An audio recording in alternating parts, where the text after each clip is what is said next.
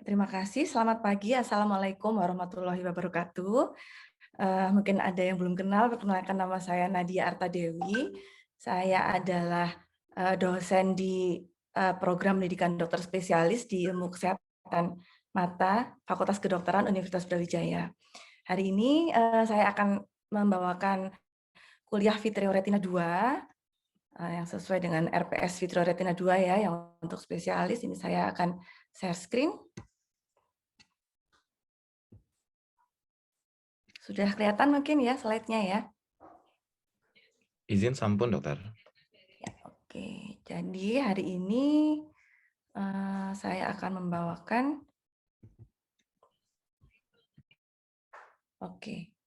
interpretasi alat bantu diagnostik ya, dalam hal ini OCT pada retina ya, pada penyakit retina supaya kita bisa mendiagnosis penyakit retina dengan benar. Oke, slide selanjutnya.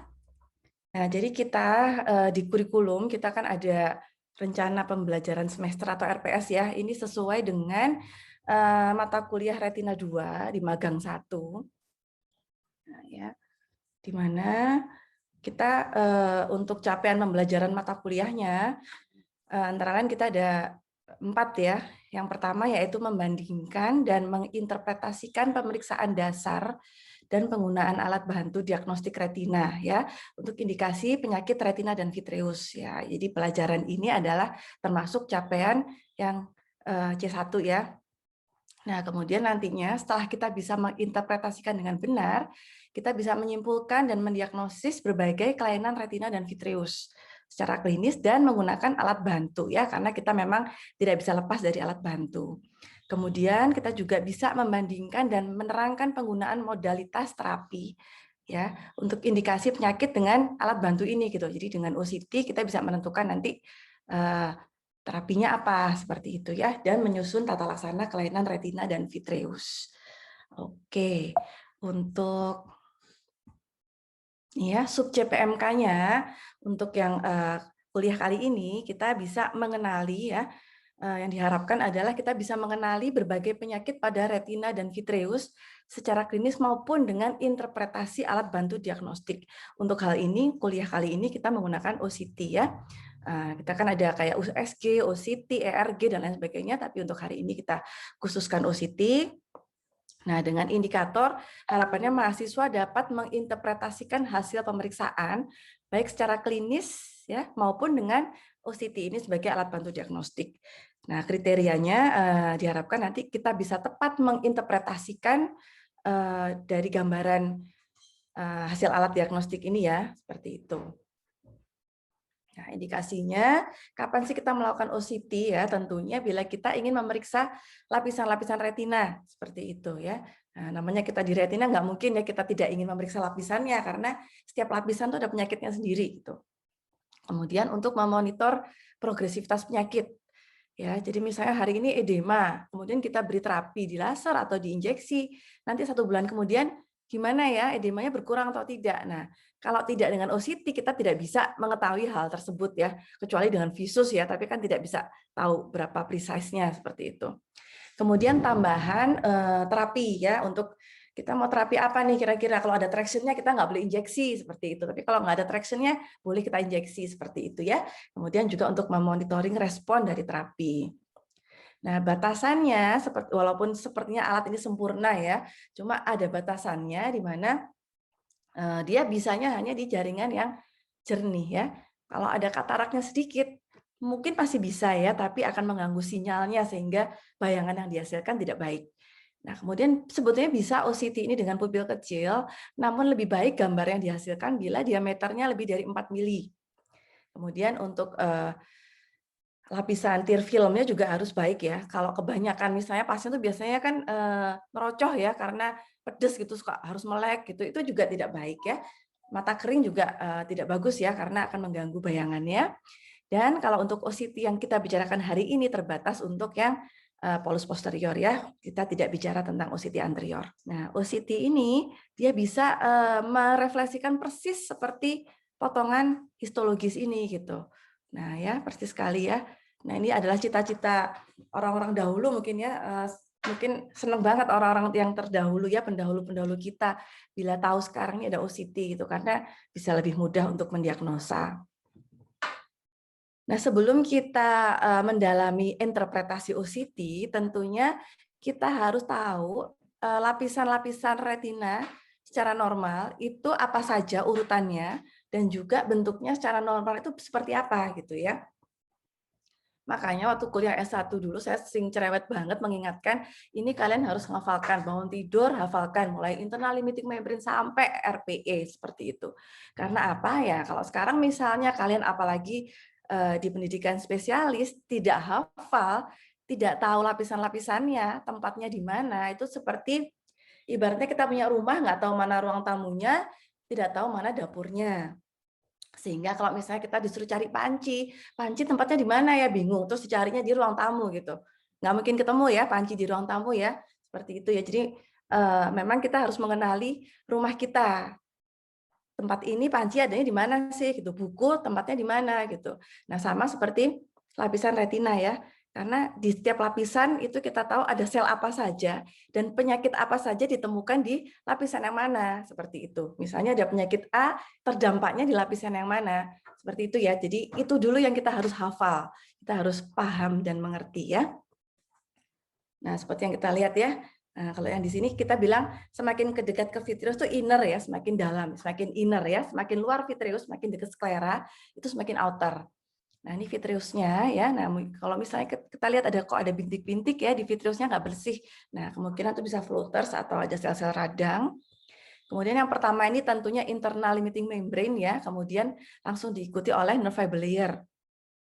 Kemudian, nah nanti kita harus hafal apa sih, mana sih yang warna hijau ini menunjukkan apa saja, warna yang agak biru menunjukkan apa, kemudian warna yang merah orange ini apa, seperti itu. Ya, itu harus hafal dulu. Ya. Nah, ini adalah contoh dari satu lembar OCT ya. Jadi ada ini cross sectional macular image ya, kemudian juga ada macular thickness map. Ini adalah contoh yang normal ya. Kita harus tahu normalnya dulu sebelum kita belajar yang abnormal. Nah, ini kita membahas yang tadi ya. Jadi istilahnya kalau kita menginterpretasikan sebuah OCT, kita harus tahu mana yang hiperrefleksi ya, warnanya merah agak kekuningan atau orange seperti itu ya. Mana yang medium, mana yang hiporefleksi. Tuh ya. Nah, yang hiperrefleksi kita sudah bahas tadi. Yang normal adalah nih ya, internal limiting membrane. Jadi yang paling awal adalah ILM ya. Kemudian nerve fiber layer ya. Nah, kemudian ISOS junction yang ini ya. ISOS junction yang tadi, kemudian RPE. RPE sama choriocapillaire kompleks nih, ya. Nah, ini yang normal. Nah, misalnya kalau ada yang hiperrefleksi di tengah-tengah ini misalnya ya, harusnya di lapisan itu ada hiporefleksi loh, tapi kok ini ada hiperrefleksi. Nah, jadi kita bisa mikir apa kira-kira, bisa hard exudat ya, bisa ada scar, bisa juga neovaskularisasi. Nah, itu yang hiperrefleksi ya. Kalau yang medium, yaitu yang hijau itu ya, yang green ini medium ya. Biasanya lapisan-lapisan plexiform. Baik itu inner plexiform layer maupun outer plexiform layer.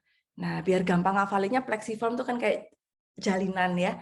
Nah, makin dia terjalin makin padat kan, makin padat dia makin hijau gitu ya. Nah, kalau misalnya yang nuclear layer ini ya, yang hiporeflektif, nuklear itu kan kalau kita mau bayangin gampangan ya, nuklear itu kan nuklear ya, inti gitu ya. Nah, dia bisa lebih agak jarang, bukan buah jalinan gitu. Makanya dia lebih hiporefleksi ya. Jadi agak biru ke hitam-hitaman lah ya. Nah, itu ada pada lapisan nuclear layer. Ini baik nuklear interna maupun outer nuclear layer ya. Nah, kemudian apa yang hiporefleksi yang tidak normal? Yaitu retinal edema. Misalnya di tengah-tengah sini tuh harusnya kan hiperrefleksi. Tapi kok ada hiporefleksi di sini? Nah, mungkin dia edema gitu ya. Ada kiste seperti itu ya. Nah, kalau misalnya di bawah retina, berarti dia ada cairan di bawah retina atau subretinal fluid gitu, warnanya hiporefleksi atau ada RPE detachment atau PED ya. Makanya OCT ini kita berikan pada retina 2 karena kita harus tahu anatomi dan patofisiologinya di retina 1 ya. Jadi kita retina 1 tuh harus hafal anatomi, patofisiologi, terus bisa menginterpretasikan temuan-temuan pada retina, sehingga di retina 2 nanti tinggal diaplikasikan interpretasinya di OCT ini. Oke, jadi yang penting dilihat dari abnormal struktur dari retina adalah yang pertama, hubungan antara retina dan vitreus atau vitreoretinal interface. Yang kedua, intraretina sendiri, di dalamnya retina. Yang ketiga, di bawahnya retina atau subretina. Ya, ibaratnya ini adalah pagar sama halaman rumah. Intraretina dalamnya rumah, subretina adalah halaman belakang. Seperti itu. Semua harus dilihat ya, sisi rumah harus dilihat. Oke. Nah, sekarang kita mulai contoh-contoh ya dari interpretasi ya. Nah, kita lihat foto fundus ini. Kita lihat makulanya. Udah kelihatan nggak normal ya makulanya seperti ini ya. Nah, ini kita lihat kok ada kayak ada membrannya ya, seperti itu. Kemudian dilakukan OCT ya. Nah, coba kalau dari sini siapa yang bisa menginterpretasikan, coba tolong dibaca ya. Salah satu yang sukarelawan mau membaca? Silakan, raise hand mungkin. Izin coba menjawab, Dokter. Ya, silakan Dokter Idris. Dari foto OCT ini yang pertama kita lihat adalah harusnya kita ini Dokter, ada seperti membran di atas ILM-nya Dokter. Seperti ini epithelial retinal membran Dokter, yang garis di atas uvea. Lalu di area retinanya ada bagian yang hiporefleksivitas Dokter. Seperti ini ada edem Dokter di atas RPE-nya ini Dokter. Lalu dari RPE-nya sih masih normal Dokter. Oke. Ya, sip ya. Jadi seperti itu ya. Jadi kita lihat vitreoretinal interface-nya sebetulnya ada sesuatu ya. Nah, ini ya. Jadi ada ILM-nya dia menebal dan agak tertarik ke atas gitu ya. Nah, kalau kita lihat dari membrannya sini, dia adalah suatu epiretinal membran seperti kata Dr. Idris tadi, benar ya. Nah, kemudian kalau kontur fovea juga dia masih ada cekungan ya, tapi bentuknya tidak normal. Kalau kita lihat lapisannya ini, tadi dikatakan ada hiporefleksi, seperti ada makular edema. Nah, ini benar ya. Ini makular edemanya karena mekanik ya, karena ketarik oleh membrannya. Bisa bayangkan ya, kalau ada membran, dia akan narik retinanya, seperti itu. Nah, ini adalah epiretinal membran. Sedangkan untuk RPE-CC-nya masih normal ya. Jadi kita lihat dari vitreoretinal interface, dari struktur intraretinanya dan RPE-CC-nya seperti itu ya. Nah, itu kita juga lihat yang di gambar sebelah ini ya. Ini adalah traction ya dari makula ya. Jadi vitreomacular traction. Kita lihat. Nah, ini kan ada tarikan dari makula ke vitreus ya. Seperti itu. Kemudian juga ada hiporefleksi ya. Ini kontur foveanya juga tidak normal. Kalau untuk intraretinal arsitektur juga tidak normal nih. Harusnya nggak ada hiporefleksi di sini. Tapi terdapat hiporefleksi bentuk kistoid di makula ya. Seperti itu. Sedangkan RPE-CC-nya masih normal ya. Nah, oke, kita lanjutkan ya. Nah, ini masih yang di retina ya. Ini. Jadi kita lihat seperti tadi ya, ini ILM-nya ya, internal limiting membrane. Kalau ada penebalan, maka dia akan menarik struktur retina ke atas. Jadi kaku nih kelihatan. Nah, jadi kelihatan terpisah ya. Biasanya dia tidak pada normalnya dia menyatu dengan nerve fiber layer ya, tidak kelihatan kan ILM-nya. Tapi kalau ada penebalan ILM, apalagi dia udah narik-narik ya pada epiretinal membran, nah dia akan terlihat seperti ini nih. Seperti itu ya. Nah, dia akan mengangkat retina atau fovea yang harusnya dicekung ke bawah begini kan. Nah, ya, kemudian terdapat hiporefleksi pada intraretina. Ya, berarti ada edema di sini ya. Kistoid edema. Sedangkan RPE sama koriokapilernya masih intak ya. Begitu juga pada ini macular hole. Ya, macular hole ini dia putus ya, namanya hole. Kalau namanya macular hole sudah dia putus ya. Jadi terputus dari ini ya, sampai langsung RPE. Nah, ini apa nih yang di atas nih? Yang di vitreus. Ini PVD ya. Nah, ini PVD-nya komplit sehingga dia udah bisa ngangkat ya. Seperti itu. Nah, kalau ini adalah macular hole yang menimbulkan retinal detachment, ya. Biasanya pada orang yang hemiop seperti itu, ya. Nah, jadi ada macular hole, kemudian retinalnya detach, ya. Jadi ini hiporefleksinya di mana nih kalau begini? Intraretina atau subretina? Ada yang bisa jawab? Silakan langsung aja.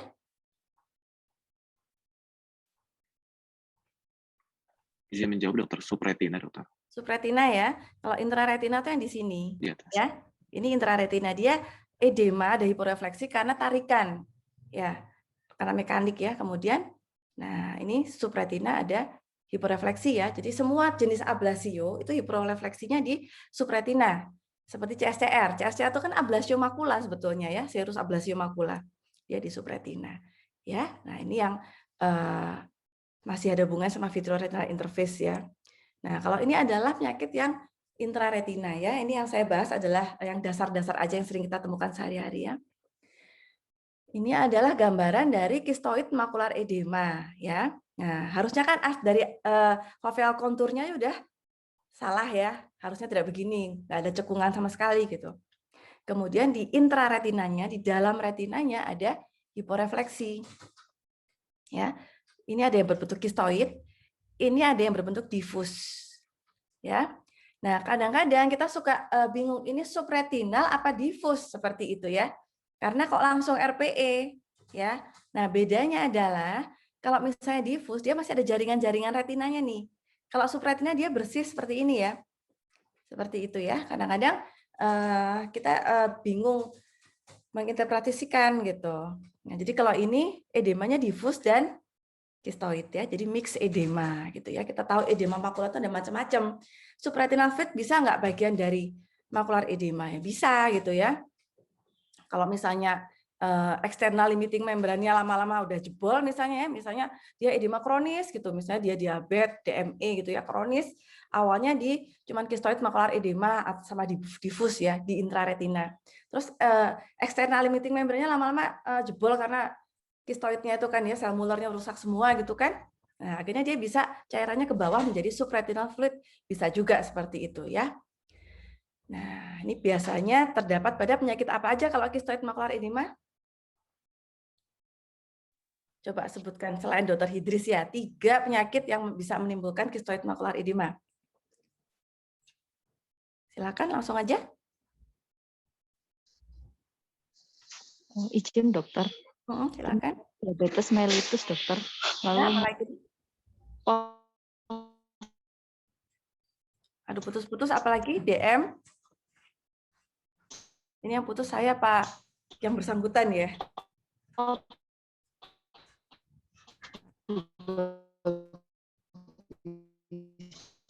Ya. Ini Vika mungkin lagi di poli ya, nggak ke. Mohon izin menambahkan dokter. Misalnya operasi katarak. Maaf, udah nyambung lagi dokter. Komplikasi post-op dokter. Ya, komplikasi post-op. Maaf dokter, sinyalnya agak Iya. Ya, oke ya. Jadi diabetes, kemudian komplikasi post-op ya atau pseudofakik CME ya. Nah, karena yang satu tadi saya nggak dengar, boleh ditambahkan Dokter Intan? Mohon izin dokter menambahkan kondisi seperti uveitis atau retinitis pigmentosa juga bisa menyebabkan makular edema dokter. Ya, ya. Jadi banyak sekali memang penyakit yang bisa menimbulkan edema makula ya. Tadi uveitis ya, kemudian retinitis pigmentosa seperti itu ya. Nah, jadi yang penting kita bisa menginterpretasikan dulu ya ini edema atau bukan seperti itu ya. Nah, ini yang suka tukar-tukar antara edema subretinal fluid dan PED atau pigment epithelial detachment atau RPE detachment ya. Nah, kita lihat kalau dia di intraretina ya ada hiporefleksi di intraretina, berarti dia adalah edema ya, entah itu difus, entah itu kistoid ya. Nah, kalau di subretinal fluid seperti ini di bawahnya retina, jadi ini kan kita lihat nih. Lapisan retina masih utuh ya. Nah, tapi di bawahnya kok ada hiporefleksi, kok dia ngangkat antara lapisan retina dengan RPE. Nah, berarti dia masuk subretina. Gitu ya. Kemudian kalau ini RPE-nya ini retinanya utuh nih, tapi RPE-nya ngangkat. Terus ada cairan di bawahnya. Nah, berarti memang ada RPE detachment ya. Nah, ini 3 ini yang perlu dibedakan ya karena kadang-kadang suka tukar-tukar seperti itu. Oke. Nah, ini ya ada macam-macam edema di sini ya. Kalau yang ini bentuknya kistoid, nah ini edema yang ada subretinal fluid ya. Kalau mix adalah, nah di dalam satu retina tuh ada edema macam-macam ya, ada subretinal fluid, ada kistoid, ada diffuse macam-macam ya. Oke. Sebetulnya kesimpulannya adalah kita harus tahu ya prinsip dari OCT ya dan pembatasannya apa ya, batasan-batasan OCT itu apa, dan kita harus harus familiar dulu dengan OCT normal. Jadi ingat kita harus tahu gambaran normal dan harus hafal ya. Nah, dalam membaca, dalam menginterpretasi, jangan lupa kita harus menginterpretasi secara kualitatif dan kuantitatif ya, sehingga bila kita bisa menginterpretasi dua itu, kita bisa mendapatkan interpretasi yang baik sehingga kita bisa mendapatkan tepat diagnosis. Seperti itu ya. Jadi dengan interpretasi yang baik kita bisa mendapatkan informasi yang berguna sehingga diagnosisnya juga tepat sehingga terapinya nanti yang kita lakukan bisa tepat ya. Oke. Terima kasih. Sekian untuk kuliah saya hari ini. Mungkin untuk selanjutnya bila ada pertanyaan dipersilahkan. Silakan, mungkin ada yang mau bertanya? Boleh langsung? Mohon Baik, izin Dokter. bertanya, Dokter. Oh, iya. Ya. Siapa tadi yang bertanya? Silakan langsung aja. Nggih, Dokter Ita, dokter mau menanyakan untuk pemeriksaan OCT makula ini faktor-faktor apa saja yang kira-kira bisa mempengaruhi sinyal strength ya, dokter? Dan kapan sekiranya kita bisa mengulangi pemeriksaan OCT makula ini untuk memfollow up atau mengevaluasi keadaan makula pasien, dokter? Terima kasih. Ya, terima kasih Dokter Ita. Jadi memang sinyal strength karena ini menggunakan cahaya ya, penangkapan cahaya, maka kejernihan dari media refraksi itu sangat penting. Jadi mungkin kalau misalnya pasiennya ada katarak tipis, itu bisa mengganggu ya. Tentunya yang pasien dengan katarak tebal itu bukan merupakan suatu indikasi. Nah, kemudian mungkin bila ada perdarahan retina, seperti itu, maksudnya perdarahan di vitreusnya, seperti itu ya. Jadi sinyal strength itu biasanya baru bisa terlihat jelas bila di atas 5, seperti itu. Kadang-kadang sih di bawah 5 masih bisa terlihat ya, cuman itu kita nanti menginterpretasikannya jadi kurang baik. Nah, kemudian tadi pertanyaan kedua, kapan kita follow up lagi ya untuk makula ya, Dokter Ita ya? Nah, sebetulnya tergantung dari tujuannya. Mungkin biasanya sih kita sering follow up itu untuk misalnya untuk monitoring hasil injeksi ya, atau makular edema misalnya. Jadi mungkin misalnya minggu ini atau bulan ini kita injeksi. Kemudian bulan depan itu kan kita harus melakukan OCT ya. Kita lihat dengan injeksi anti-VEGF itu apakah ada CNV-nya berkurang, apakah ketebalan makulanya berkurang, central macular thickness seperti itu. Misalnya kok belum berkurang seperti itu, nah boleh kita injeksi lagi. Kemudian bulan berikutnya dan seperti itu ya. Jadi untuk monitoring tergantung dari apa tujuan dari monitoring tersebut seperti itu. Bagaimana Dokter Ita? Mungkin udah jelas atau masih kurang jelas? Nggih, sampun dokter, terima kasih. Terima kasih Dokter Ita. Mungkin ada pertanyaan lagi? Mohon izin bertanya, dokter. Ya, silakan Dokter Idris. Dokter Kemal, dokter. Dokter Kemal, sorry. Mana nih Kemal? Iya, silakan Dokter Kemal. Mohon izin bertanya, dokter. Untuk membedakan CNV tipe 1 dan tipe 2, itu kita bisa fokus untuk melihat dari regularitas RPE-nya nggak, dok? Ya, betul sekali ya Dokter Kemal ya. Jadi kita lihat memang untuk CNV itu dari RPE.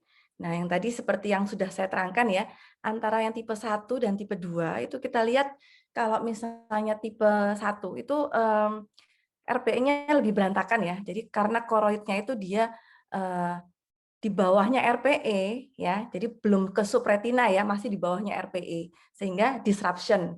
Nah, sebetulnya yang tipe 2 juga disruption ya.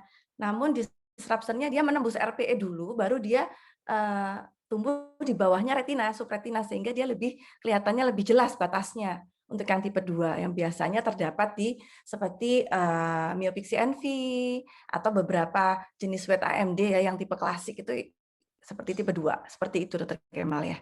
Jadi tetap memang dilihat dari RPE-nya sih ya. Baik, terima kasih, dokter. Ya, terima kasih Dokter Kemal. Mungkin ada lagi yang mau bertanya? Masih belum jelas? Izin bertanya, dokter. Ya, silakan, Dokter Idris. tadi disebutkan ada beberapa contoh artefak dokter. Untuk membedakan pasien ini dari OSIT-nya itu artefak atau tidak, bagaimana gitu dokter? Apa berpengaruh terhadap sinyal strength-nya atau bagaimana dokter? Terima kasih dokter. Ya, terima kasih Dr. Hidis. Untuk artefak ya, memang kadang-kadang kalau kita mengambil dengan tidak benar, baik dalam posisi atau misalnya pasiennya berkedip-kedip atau pasiennya ngelirik-lirik, itu tuh akan membuat seperti gambar OCT yang berkelok-kelok seperti itu ya, tidak lurus seperti seharusnya. Nah, berkelok-kelok ini kan bisa menimbulkan salah paham ya. Bila kita tidak tahu bahwa oh ini sebetulnya artefak gitu, bukannya RPE-nya tidak rata seperti itu ya. Nah, kemudian juga adanya media opacity itu juga bisa menimbulkan artefak. Nah, sehingga kita takutnya ini artefak atau shadowing seperti itu atau hiporefleksi, kan kadang-kadang seperti itu ya yang kita jumpai sehari-hari.